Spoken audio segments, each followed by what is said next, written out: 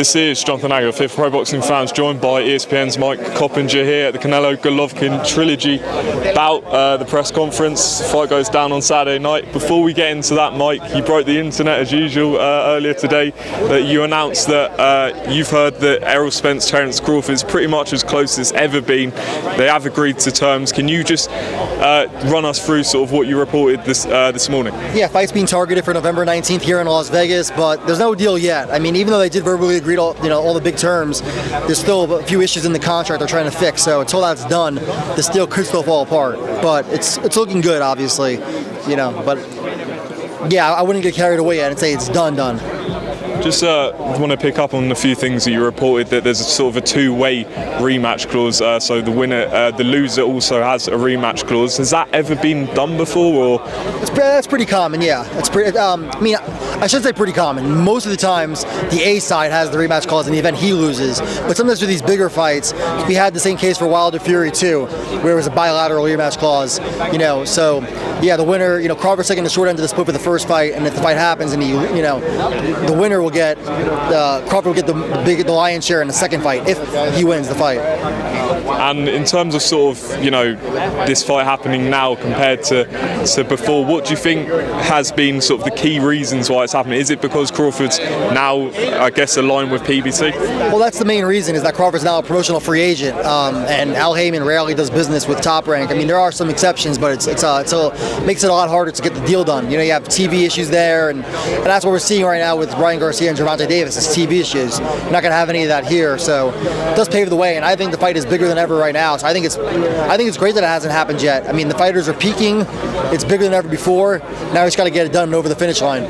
So in terms of sort of getting this fight completely finalised, as you say, it's not done yet, but what could stand in the way, do you think? Is there any other obstacles that could stop this fight from happening?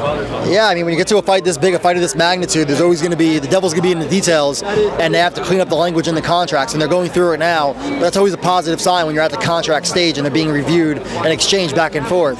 But when you get to these parts, we've seen this with these big fights like Mayweather Pacquiao in the past. You're going to have to clean up all those issues until the contracts are signed, and there's not going to be a done deal until they are signed. We've got obviously a big fight here in Vegas on Saturday, Canelo and Golovkin III fight. What do you make of it?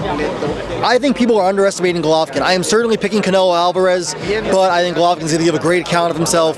He has an all-time chin, and he knows how to fight Canelo. He's fought him 24 rounds now. There's not going to be any surprises in there, and I think Golovkin's going to be way more up for this fight than he has been in the past. Even Canelo said it. Yes, he got hit by Rota Morata, but he knows that Canelo hits a lot harder.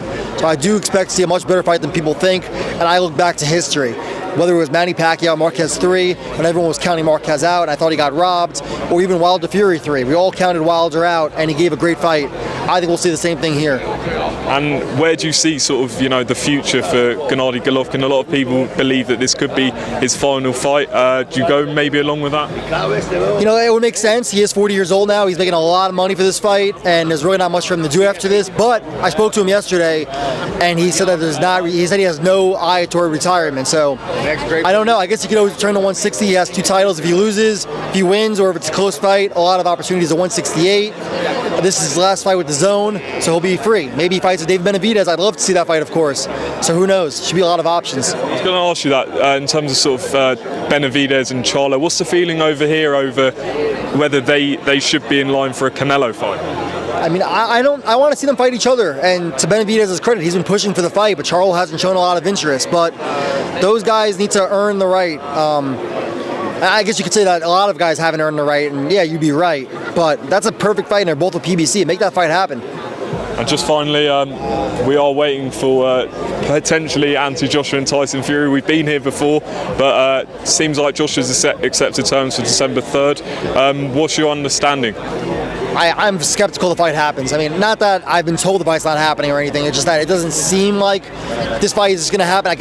Is Joshua really going to take a fight this tough right after 2 straight losses? He seems like he's willing to do it, but again, they're going to have to. They say they agree that they're going to have to get a contract done and actually get this finalized. And with the way Tyson Fury has been flip-flopping back and forth, I'm just a little skeptical. But I'd love to see it. Mike Coppinger, thanks for talking to Pro Boxing Fans, and hopefully we'll catch up after the fight. All right, thanks so much.